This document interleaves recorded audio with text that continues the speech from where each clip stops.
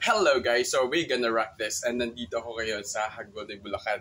To be fair, may sarili kaming fish pond dito because of flood control na hindi naman nangyari or wala naman talagang galon. Maingay kasi nasa gilid kami ng kalsada. Well, I want to show you guys yung fish pond namin dito. Nawala sa oras or unexpectedly, nagkaroon kami ng fish pond or sila dito. At may mga isda siya. Ayun, nakita ko. Ayan. So kung nakikita nyo yung mga fish na yan. Ayun, yung malaking isda na yon. Tilapia yan, guys. Yan. Wow. Wow, guys. At marami pa yan dito. Marami talagang isda dito sa bahay. So, kung hindi na mawawala ng tubig dito mismo, ay talagang lalaki ang mga isda na yan. At ito yung tsura namin dito. Meron na kami pinaka-aisle na daanan namin papasok. And guess what? Dahil maingay sa labas, narinig nyo yung mga tricycle na dumadaan. At eto, ipapakita ko sa inyo. Grabe guys! Fish pan! Na literal na ang dami nila, oh. Nakikita nyo ba yan? Marami kaming alagang isda dito. Ayan! So, kung hindi talaga mawawala ng tubig din ay marami kaming isda na binabantayan. Look! So, wow!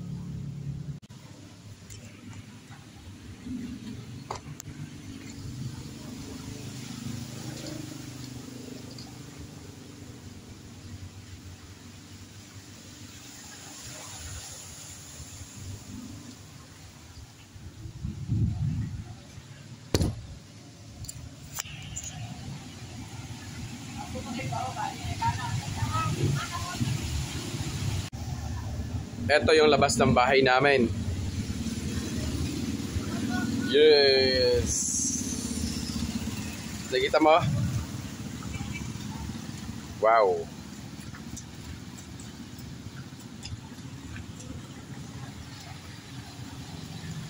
Tapos pagpasok mo, ito yung tsura naman ng bahay.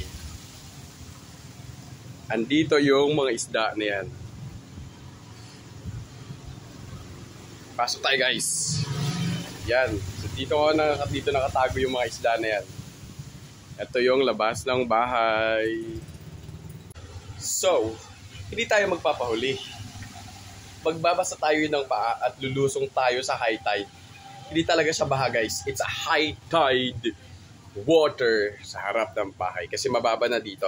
Yung ibang area dito sa Hagonoy is pinataasan na. Kaya lang, dito sa area mismo namin, bahay nila dito, mababa. Kaya, baha. Magbabasa ako sa baha.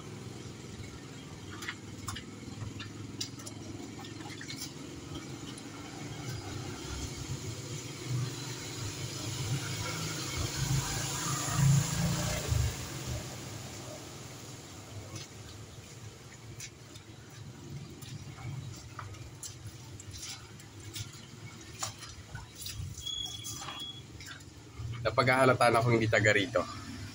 Nakita ko na naman silang nagtitipon-tipon guys. May malaking isda pang tumatalon. Ayun oh! Yun yung malaking isda. Kita mo yan? Ayun oh! Ayan! Ayun! Tilapia yan ah!